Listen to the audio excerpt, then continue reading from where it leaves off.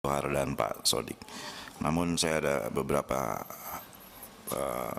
komentar atau pendapat ya. Saya sangat terima kasih Pak Menteri ini sudah menjadi Menteri Pendidikan di era ini ya.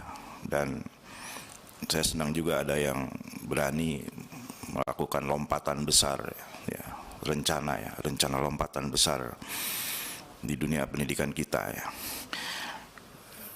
Saya mohon maaf Pak Menteri belum bisa kasih tepuk tangan seperti yang lain terhadap terobosan Pak Menteri ini ya, mungkin karena kita masih baru ya, baru menapaki landasan yang Pak Menteri mungkin akan bangun ke depan seperti apa pendidikan kita ini.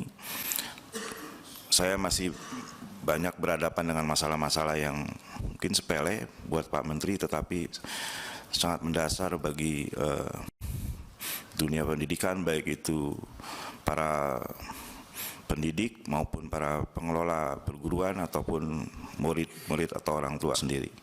Dari mulai masalah guru honorer, sekolah yang kurang fasilitas sampai dengan sulitnya jaringan untuk belajar daring.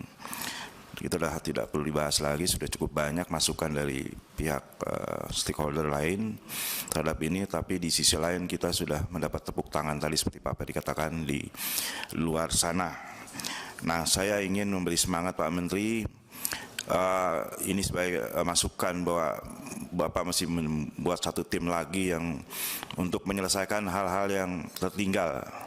Saya juga tidak mau lompatan ini akan meninggalkan banyak pihak ya, dan hanya mengangkat atau melompatkan orang jauh tinggi, beberapa orang saja, beberapa stakeholder saja ya, maju ke depan, tetapi sebagian besar tertinggal ya.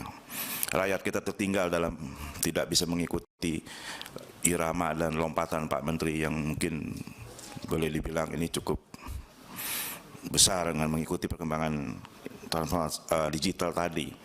Nah, dalam hal kebijakan juga saya mengamati bahwa kebijakan Pak Menteri lebih banyak juga menimbulkan kontroversi. Ini bagaimana Pak tim komunikasi Bapak yang kurang atau gimana sehingga tidak sampai pada kami dan juga masyarakat, sehingga menimbulkan bias informasi sehingga salah tafsir atau apapun.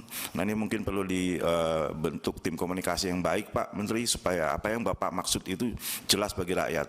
Jadi tidak ada lagi tadi itu orang-orang yang mengadu ke, saya baru lihat video tadi beberapa guru mengadu ke pengacara ya sekedar untuk menuntut formasi yang gaji ya.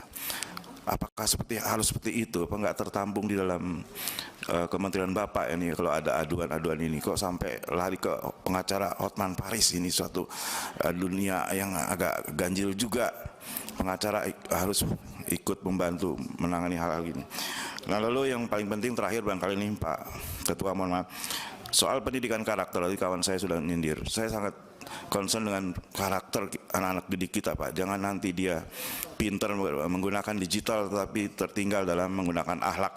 Nah, saya rasa ini penting dan saya belum melihat tadi platform Pak Menteri. Saya ingin diciptakan satu lagi platform pendidikan karakter bagi bangsa ini. Mungkin itu penting Pak. Saya nggak tahu teknisnya bagaimana kalau pendidikan karakter digitalisasi gimana tuh? Apakah gotong royong bisa digitalisasi karena itu perlu interaksi ya? Ataukah budaya apa namanya gotong royong itu juga bisa digitalisasi? Saya tidak paham. Mungkin Bapak punya tim yang bisa membuat platform pendidikan karakter bagi anak didik juga supaya tidak lepas dari kemampuan kompetensi bidangnya. Saya rasa Pak Ketua demikian, terima kasih.